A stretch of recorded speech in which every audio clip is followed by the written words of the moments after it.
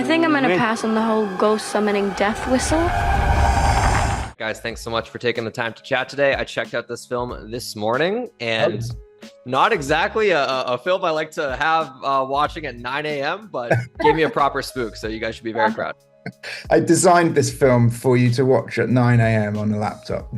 Yeah, well, I was able to watch it on a big screen, which is very good as designed. Corin, to start with you, the last film you made was The Nun, which is a segment in the larger Conjuring universe. You're inheriting a big horror franchise when you do a film like that. When you dial it back and do a more contained story like Whistle, what did you learn from The Nun that you brought into this film?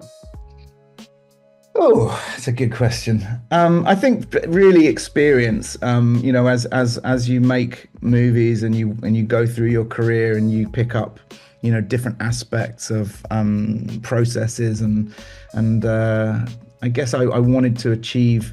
Although Whistle might feel sort of, or might appear to be a sort of more contained movie, it's actually felt kind of more ambitious than The Nun in a lot of ways, and had a lot more kind of characters and a lot more drama to balance, and a number of sort of death sequences, and I really wanted to sort of gradually kind of expand the scale as the movie went on. So I guess, in terms of The Nun, or From the Hollow to Nun, it was sort of a trajectory to keep building on. Very much so. Sophie, I read in the press notes that you were the top choice to fulfill the role of Ellie. What does that vote of confidence mean to you as an actor? And on the other side of that, when you take on this role, what does that responsibility on set feel like, knowing that you're the top bill? I mean, very flattering, obviously. I think Corin and I hit it off immediately. We were in discussions for the character of Chrys initially. Yeah. And I think Dafne was unavailable at that time, and then she became available, and then we kind of had a discussion on which character I wanted to end up doing.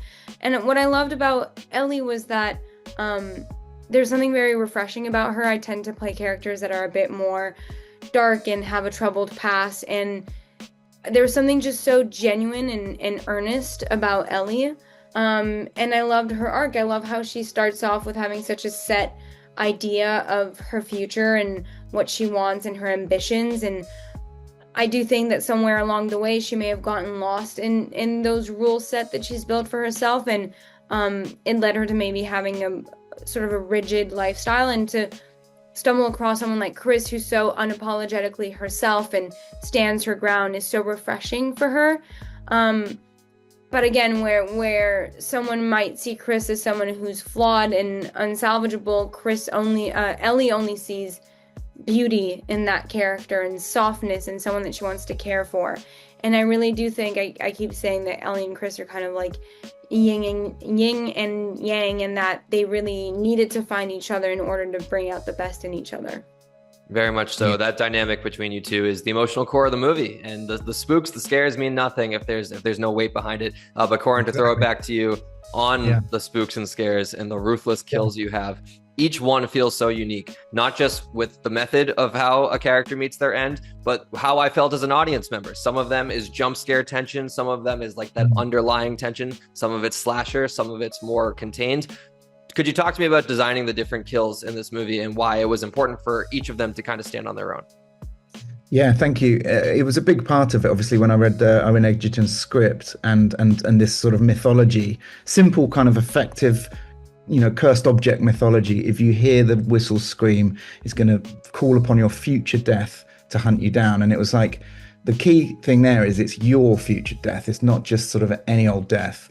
And so that was a really kind of a chilling prospect, and also quite informative of how those deaths would turn out. And so it was sort of important that as a lover of horror and a horror director, I wanted to make sure that all of these death sequences would, be different from each other. As you sort of identified, they were almost like a different subgenre of horror in each one.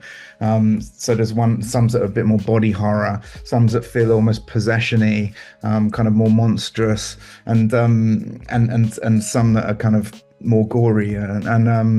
So it was like having a kind of a menu in a restaurant with all these different dishes with different ingredients that were going to be had to be mixed in just the right way in different ways, and some were going to be short and sharp, and some were going to be, you know, I loved the Harvest Festival, for instance, as a location and as a sequence, and I really wanted this sort of centerpiece of the movie to be quite a long, relentless chase sequence. And without spoiling it, I hadn't seen this idea of a young girl being kind of like hunted down by her old future self, kind of, you know, chasing her down inside a kind of Halloween Harvest Festival maze.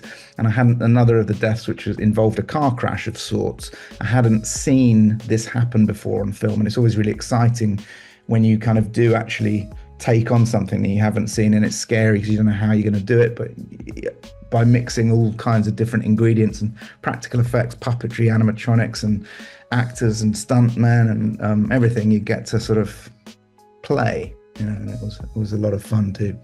Yeah, as you said, about every flavor of horror is satisfied through this film.